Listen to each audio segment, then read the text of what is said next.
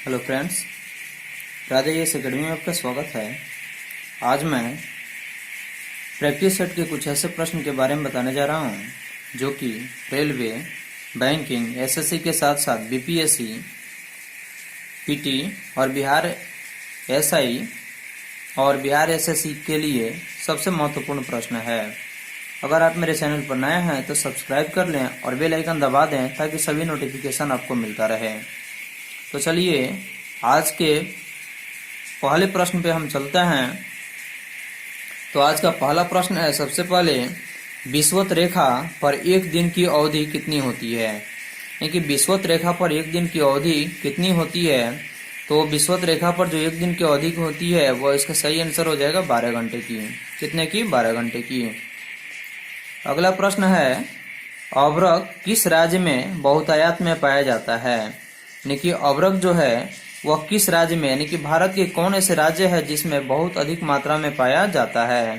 तो इसका सही आंसर है राजस्थान। यानी कि भारत के राजस्थान राज्य में सबसे अधिक मात्रा में अभ्रक पाया जाता है।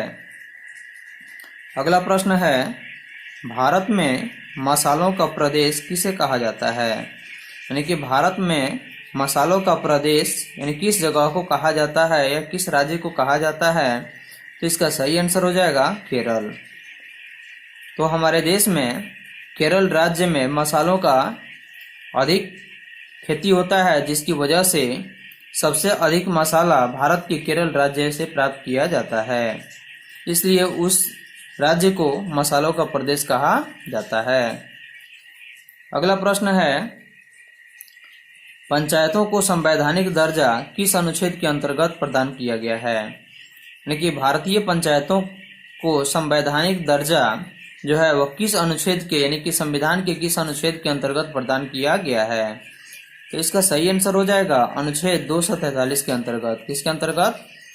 अनुच्छेद 243 के अंतर्गत।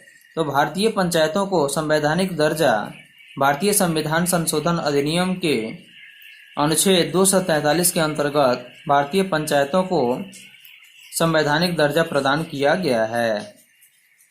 अगला प्रश्न है, पृथ्वी से दिखने वाली चंद्रमा की सतह उसकी कुल सतह का कितना प्रतिशत है। यानी कि पृथ्वी से दिखने वाली जो चंद्रमा की सतह है यानी कि भाग है, उसकी कुल कितनी सतह हमें दिखाई पड़ता है। ठीक है, तो इसका सही आंसर हो जाएगा 57%। यानी कि पृथ्वी से दिखने वाली चंद्रमा की सतह के कुल 57% एक ऐसा भाग है जो कि दिखाई पड़ता है। अगला प्रश्न है, 3 जनवरी 2020 को नागरिकता संशोधन अधिनियम CAA के विरोध में प्रस्ताव पास करने वाला देश का पहला राज्य कौन बना। यानी 3 जनवरी 2020 को भारत में नागरिकता संशोधन अधिनियम यानी CAA के विरोध जो हो रहा था, उस विरोध में प्रस्ताव जो पास करने वाला जो देश बना वह कौन सा, यानी कि देश का कौन सा पहला राज्य बना। ठीक है, इसका सही आंसर हो जाएगा केरल राज्य। यानी कि भारत का एक ऐसा पहला राज्य बना जो 3 जनवरी 2020 को नागरिकता संशोधन अधिनियम यानी कि CAA के विरोध में प्रस्ताव पास करने वाला राज्य बना है। अगला प्रश्न है, किस महिला खिलाड़ी ने हाल ही में ऑस्ट्रेलियन ओपन 2020 के एकल खिताब जीता है। ने भारत की कौन ऐसी महिला खिलाड़ी है जो कि ऑस्ट्रेलियन ओपन 2020 के एकल खिताब जीती है। तो इसका सही आंसर हो जाएगा सोफिया केनिन। यानी कि सोफिया केनिन पहली महिला है जो कि हाल ही में ऑस्ट्रेलियन ओपन 2020 की एकल खिताब को जीती है। अगला प्रश्न है, हेली पूछल तारा कितने वर्ष बाद दिखाई देता है। यानी कि हेली पूछल तारा जो है वह कितने वर्षों के बाद दिखाई देता है। तो इसका सही आंसर हो जाएगा 76 वर्ष के बाद। यानी कि हेली पूछल तारा प्रत्येक 76 वर्ष के बाद में दिखाई देता है।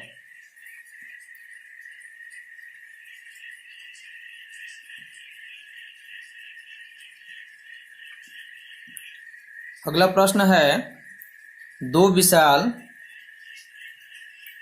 भूभाग को जोड़ने वाली भूमि की सबसे छोटी पट्टी को क्या कहते हैं। यानी कि 2 विशाल भूभाग जो है उसको जोड़ने वाली भूमि की जो पट्टी है उस पट्टी को क्या कहते हैं। ठीक है, तो इसका सही आंसर हो जाएगा भूसंधि। यानी कि दो विशाल भूभाग को जोड़ने वाली भूमि की जो सबसे छोटी पट्टी है उस पट्टी को हम क्या कहते हैं? भूसंधि कहते हैं।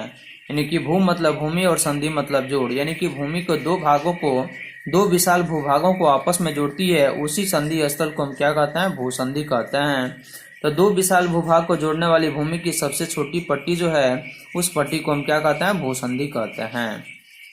अगला प्रश्न है 26 नवंबर 2019 को राष्ट्रीय दुग्ध दिवस किस व्यक्ति के जन्मदिन पर मनाया जाता है? यानी कि 26 नवंबर 2019 को राष्ट्रीय दुग्ध दिवस जो मनाया गया वह किस व्यक्ति के जन्मदिन पर मनाया जाता है?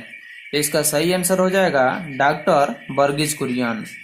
यानी कि डॉक्टर वर्गीज कुरियन के जन्मदिन पर 26 नवंबर 2019 को राष्ट्रीय दुग्ध दिवस मनाया गया है, जो कि उन्हीं के जन्मदिन पर प्रत्येक वर्ष मनाया जाता है।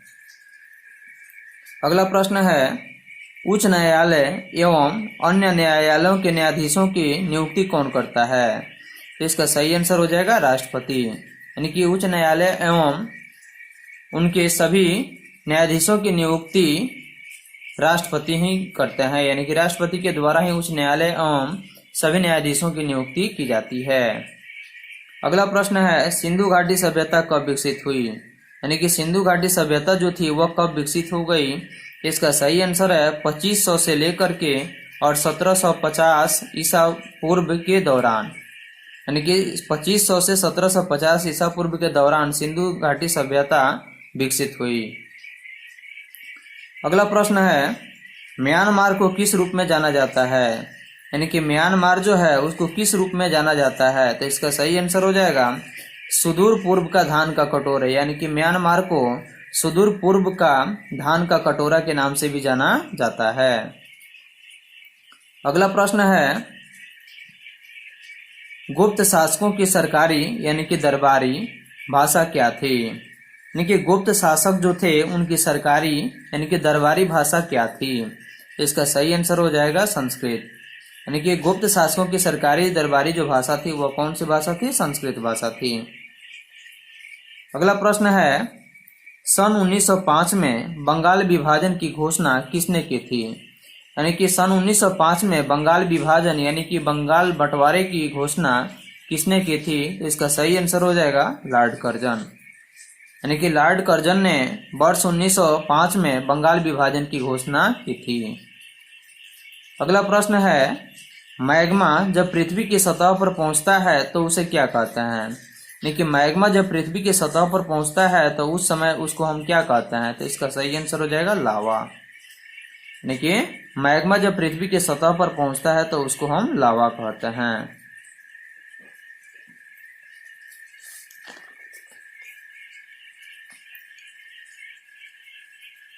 अगला प्रश्न है 27 दिसंबर 2019 को भारतीय वायुसेना ने किस लड़ाकू विमान को अंतिम विदाई दी? यानी भारतीय वायुसेना ने 27 दिसंबर 2019 को भारत के किस लड़ाकू विमान को अपने दल से यानी कि अंतिम विदाई दे दी? तो इसका सही आंसर हो जाएगा MiG-27। यानी कि MiG-27 को भारतीय वायुसेना ने 27 दिसंबर 2019 को लड़ाकू विमान जो था उसको अंतिम विदाई दे दी, नहीं फिर उसके बाद में उसका प्रयोग नहीं किया जाएगा। अगला प्रश्न है 30 दिसंबर 2020 को नीति आयोग द्वारा जारी भारत के सतत विकास लक्ष्य सूचकांक में पहले स्थान पर कौन है? 30 दिसंबर 2020 को जो नीति आयोग द्वारा जारी रिपोर्ट है उसके अनुसार भारत के सतत विकास लक्ष्य सूचकांक में पहले स्थान पर कौन सा राज्य है? तो इसका सही आंसर हो जाएगा केरल राज्य। अगला प्रश्न है भारत और नेपाल का संयुक्त नदी घाटी उद्यान कौन है? तो भारत और नेपाल का संयुक्त नदी घाटी उद्यान कौन है? तो इसका सही आंसर हो जाएगा कोसी। इसे भारत और नेपाल का संयुक्त नदी घाटी जो है उद्यान वह है कोसी है। अगला प्रश्न है सागा दावा किस धर्म का पर्व है? यानी कि सागा दावा जो है वह किस धर्म का पर्व है? तो इसका सही आंसर हो जाएगा बौद्ध धर्म।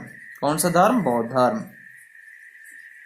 अगला प्रश्न है राष्ट्रीय समुद्र विज्ञान संस्थान कहाँ स्थित है? राष्ट्रीय समुद्र विज्ञान संस्थान जो है वह कहाँ स्थित है? इसका सही आंसर हो जाएगा पणजी में। कहाँ? पणजी में। तो पणजी में राष्ट्रीय समुद्र विज्ञान संस्थान स्थित है। अगला प्रश्न है, राष्ट्रीय मतदाता दिवस कब मनाया जाता है? इसका सही आंसर हो जाएगा 25 जनवरी को। तो प्रत्येक वर्ष 25 जनवरी को राष्ट्रीय मतदाता दिवस के रूप में मनाया जाता है। अगला प्रश्न है, माउंट एवरेस्ट पर 2 बार चढ़ने वाली प्रथम भारतीय महिला कौन थी? यानी माउंट एवरेस्ट की चोटी पर चढ़ने वाली प्रथम भारतीय महिला कौन थी जिन्होंने 2 बार चढ़ी थी? इसका सही आंसर हो जाएगा संतोष यादव। यानी कि भारत की संतोष यादव एक ऐसी महिला है जिन्होंने माउंट एवरेस्ट की चोटी पर 2 बार चढ़ी थी और 2 बार चढ़ने वाली भारतीय पहली महिला बनी। अगला प्रश्न है, किनके शासन काल में वर्धमान, महावीर और गौतम बुद्ध दोनों ने अपने सिद्धांतों के प्रवचन किए? यानी कि किनका शासन था? कौन ऐसे शासक थे जिनके शासन काल में वर्धमान महावीर जो थे और गौतम बुद्ध दोनों ने अपने सिद्धांतों के प्रवचन किए?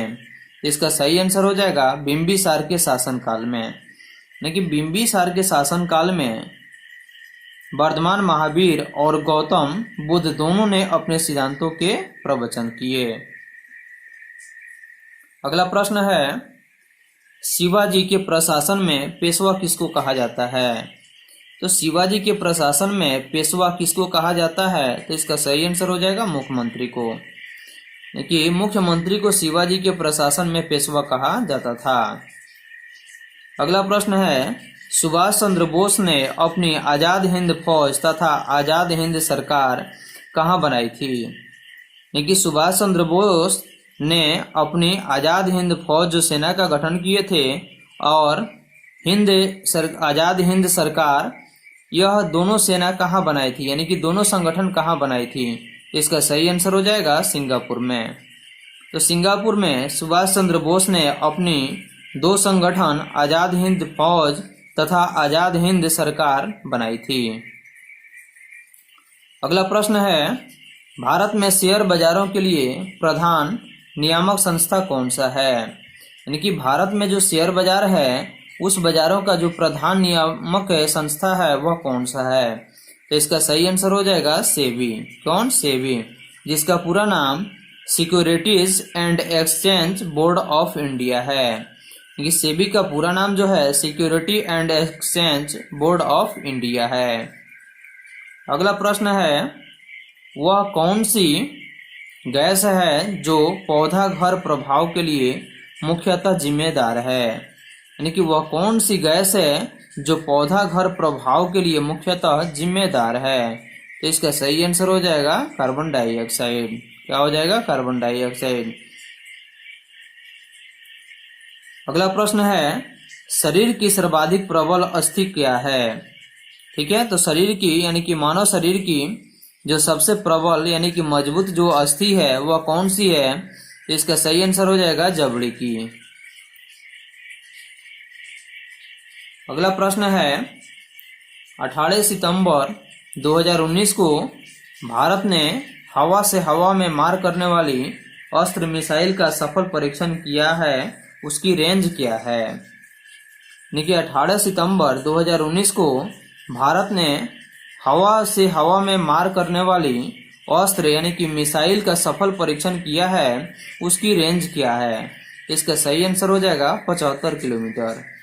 यानी कि 18 सितंबर 2019 को जो अस्त्र मिसाइल का सफल परीक्षण किया गया उसकी जो रेंज है वो 75 किलोमीटर है और यह हवा से हवा में मार करने वाली अस्त्र मिसाइल है। अगला प्रश्न है, मिट्टी के तेल के क्वथनांक को किस ताप परिसर द्वारा दर्शाया जाएगा? यानी कि मिट्टी का तेल यानी जिसको केरोसिन तेल भी कहा जाता है और इस तेल के क्वथनांक को किस ताप परिसर द्वारा दर्शाया जाएगा?